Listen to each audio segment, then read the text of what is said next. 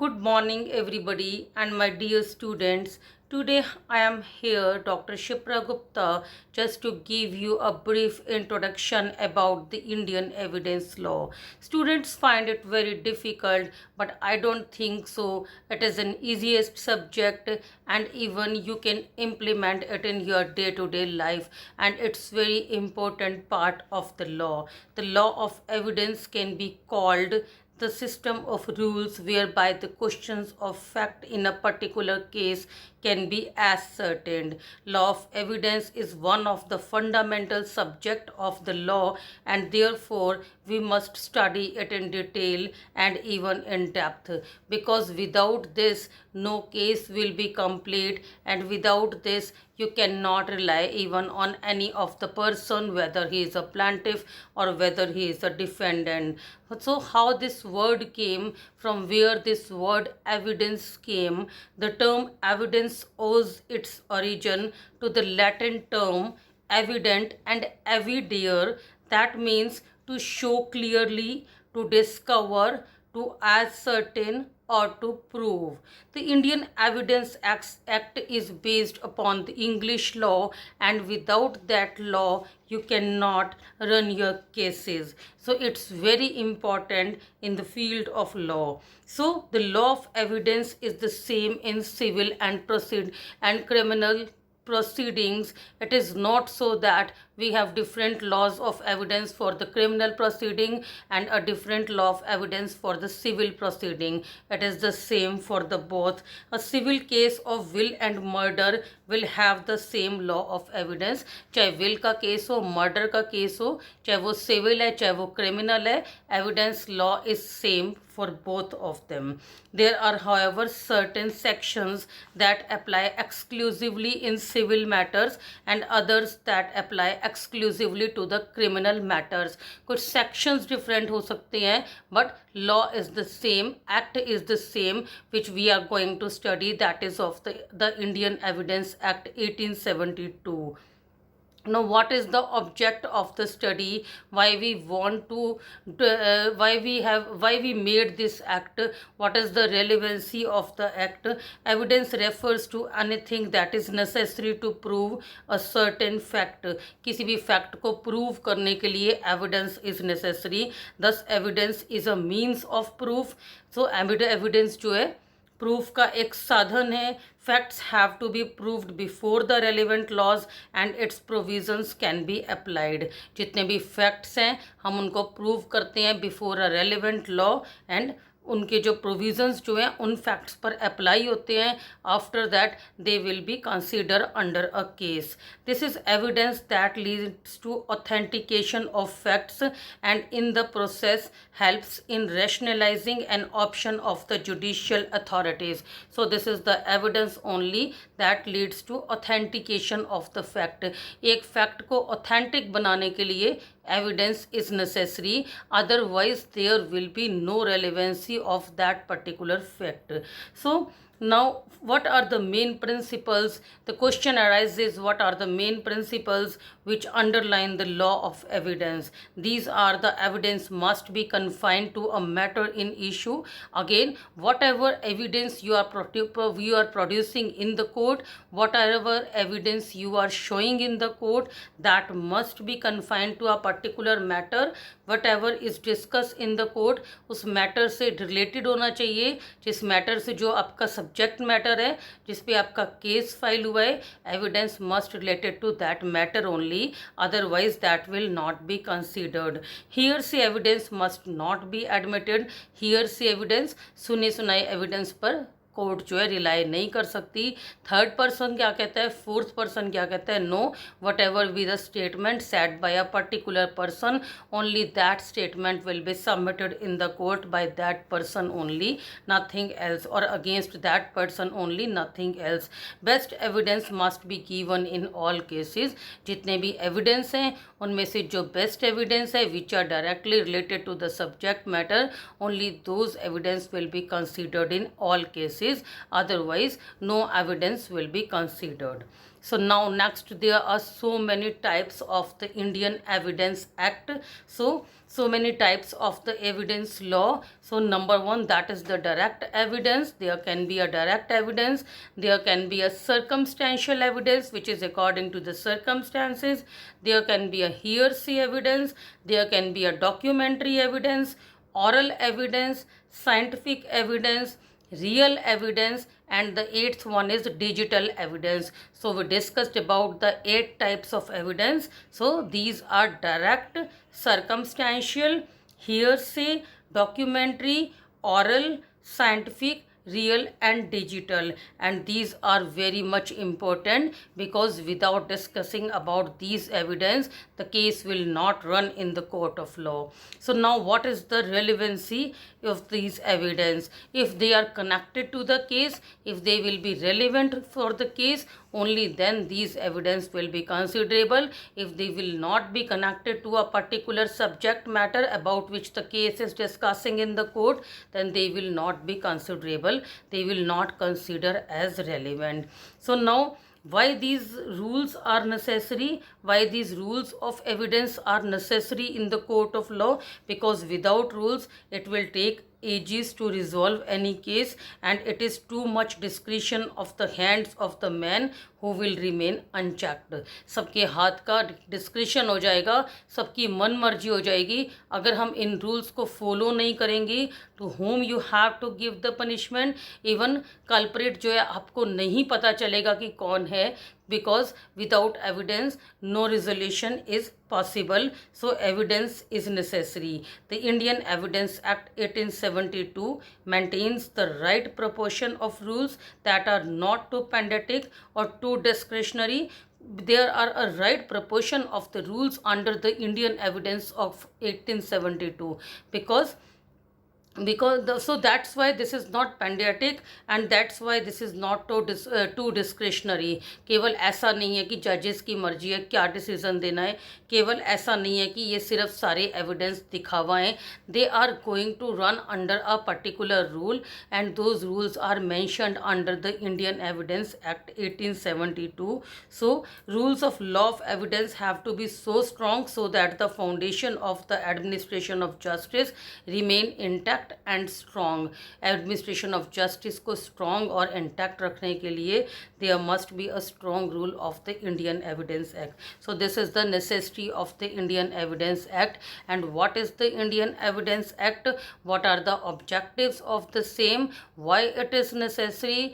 What are the relevancy of the evidence, and what are the types of the Indian Evidence Act? You should study about the same. Now the next is, if we look at the Indian Evidence Act 1872, there are total 167 sections in the same, and we must study even every section, because every section shows everything different, and it is really different to each other and very interesting also. So if we look at the first section of any of the act, it depicts about the short title, extent and commencement. So what is the short title of the act? What is the short title of any of the act? That is the Indian Evidence Act 1872 is the short title. Now what is the extent? That is the limit of the act. It extends to whole of India except the state of Jammu and Kashmir. And what is the commencement of the act? How it is started and when it is started. So what is the date of the commencement of the act? So it shall came into force on the first day of September 1872. 1872 में 1 सितंबर को जो है ये act जो है आया था. So this was the date of the commencement of the Indian Evidence Act. Now the section states the applicability of the Indian Evidence Act. So firstly it was related with the territories, and then so that's why we give the extent of the Indian Evidence Act, and that extent is about that it extends to whole of India except the state of Jammu and Kashmir. This is the territorial division of the of a particular nation. So secondly, the courts and proceedings to which the law applies, that is the Indian Evidence Act, apply to all judicial proceedings.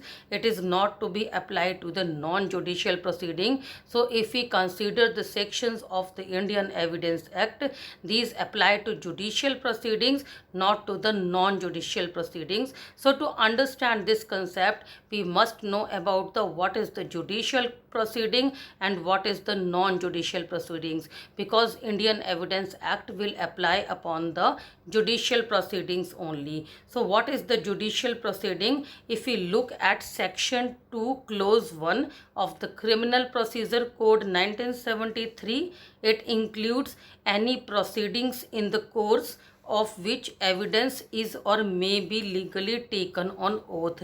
कोई भी ऐसी proceeding जहाँ पर evidence को आपने legally involve किया हो and you have taken that evidence on oath, so that comes under the judicial proceeding. उस प्रोसीडिंग को आप जुडिशियल प्रोसीडिंग कहोगे. सो under the Indian Evidence Act, an inquiry is judicial if the object of it is to determine a jural relation between one person and another or a group of persons or between the community. If you see any of the jural relation between the one person and the another, or between other persons, or between so many persons, if there is any relation like that, then that will be considered as a judicial proceeding. It should be borne in mind that even a judge acting without such an object in view does not act judicially. अगर एक जज भी जो है बिना ज्यूरल relation के कोई act करता है, then that act will not be considered as a judicial proceeding. उस एक्ट को भी हम judicial proceeding नहीं कहेंगे. Now what are the non-judicial proceedings? An inquiry about matters of facts where there is no discretion to be exercised and no judgment to be formed, but something is to be done in a certain event as a duty, is not a judicial.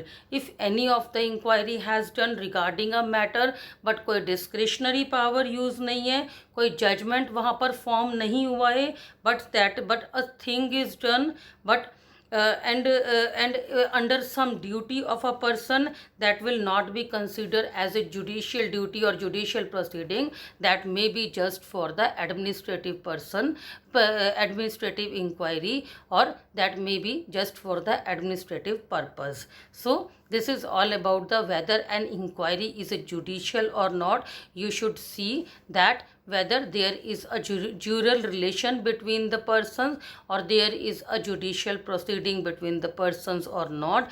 If there is a judicial proceeding, only then the Indian Evidence Act will apply. So this was about the judicial and non-judicial proceedings. If we look at the interpretation clause under section 3 of the Indian Evidence Act 1872, there are so many definitions there regarding the Indian evidence law. So there is a definition of the court, what the court includes. Court includes all judges and all persons except arbitrators legally authorized to take evidence.